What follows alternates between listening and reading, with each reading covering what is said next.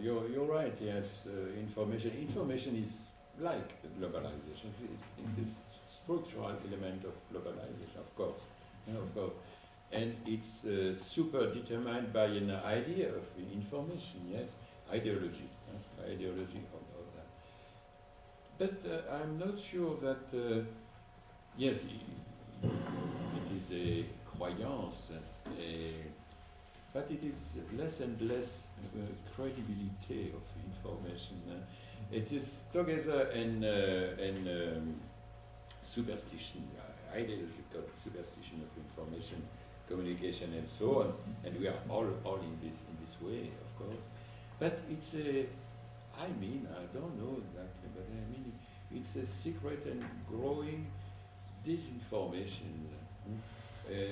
Resistance, I don't know. Yes, resistance, because it's too much. Because of it's too much of information, there is an automatical resistance, an automatical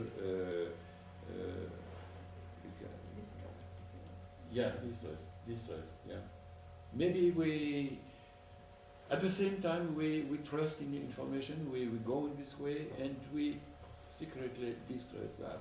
And it's the same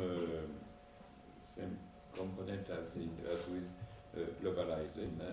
In the same way, we go irresistibly into globalization, and maybe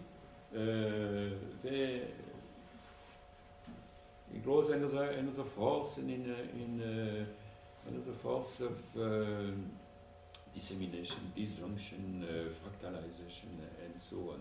Yeah, but at the contrary of from globalization. Moreover, I would say information is a maybe it seems very solid finalité, but this croyance, this trust in information, that is what protects the information process through credibility and so on. When this idea, if the idea of information disappears or extenuates and so on, then is information in itself no more sure of existing, of surviving. That's the same as for reality. Reality is solid and a value, a system of value, as long as it exists a principle of reality. If the principle disappears, dislocates, then is reality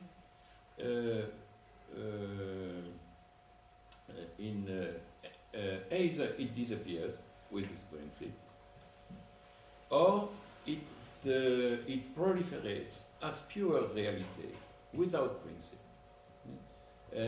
Proliferation of reality, it's integral reality, but it's no more a value. It's a pure fact. It's pure fiat. It's a pure order of things, but it has no more legitimacy. It has no more legality or it's no more sovereignty. And the same for the power, for the political power. If it exists a principle, a political principle, a political ratio, reason, la raison politique, if it exists, then is power more solid than when this principle, this political principle, disintegrates, and then its power either absolute or nothing. It has the choice, it has no choice, but the alternative is this. There is total power or no power at all. And we are in this situation. We are in a situation of total global world power and of no political power. There is no political power anymore, because the power has lost its sovereignty, its political legitimacy. It acts without that, okay, but it acts in total fragility too, and it acts in a total indifference of be political indifference of all people today in front of the systems of representation, of votation, and so on.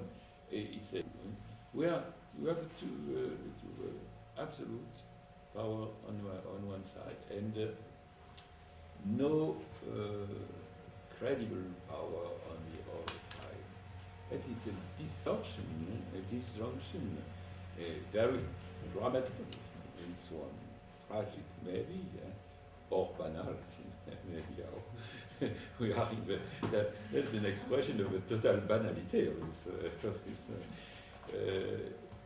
Yes, but banality that signifies that we are no more in an actual dramaturgy of history. We are banalized in this distortion. We are not banalized in an entropy, in an equilibrium. We are banalized in the distortion of birth. Through disappearance of the principle of the system of value and so on. There is no covert anymore for the process, for the historical and political process, and so on. It goes its way, and more, and proliferating till the integralité, but no sovereignty. Ouais. On arrête un petit peu. Oui, et puis il a une question. Après. Okay. Ubu, pataphysics. And this is the father Ubu.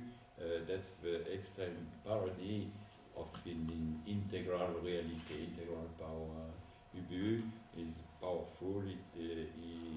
He does what will, is arbitrary. I would say he has devoured his own superego, and he has no repression anymore for himself. It's an image, a sign of all power, all powerful, and at the same time, it's the derision of it.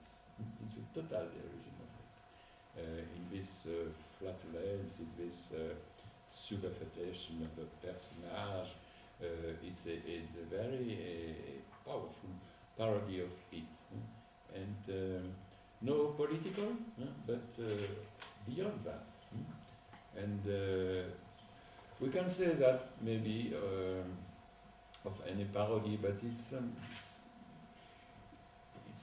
difficult to distinguish the traditional irony, the ironical process.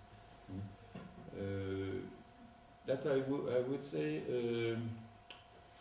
it's no intervention, no performant intervention in the system itself. Irony, subjective irony, I would say. Subjective irony as a romantic irony, subjective irony that comes out of the subject. And that contests, of course, the logic of a system through language or through behavior or through ideas and so on.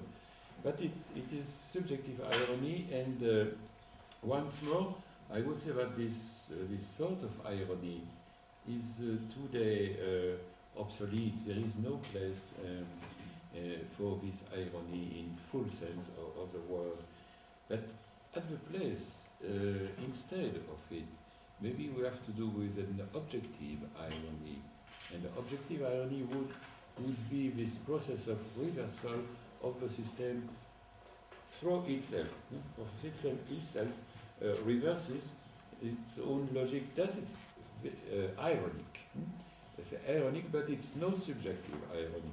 It's objective irony. That's the movement through which a force, an impulse, controverses itself and it denegates itself. In itself, it's ironic. We have a sort of pleasure in this transformation of a thing itself.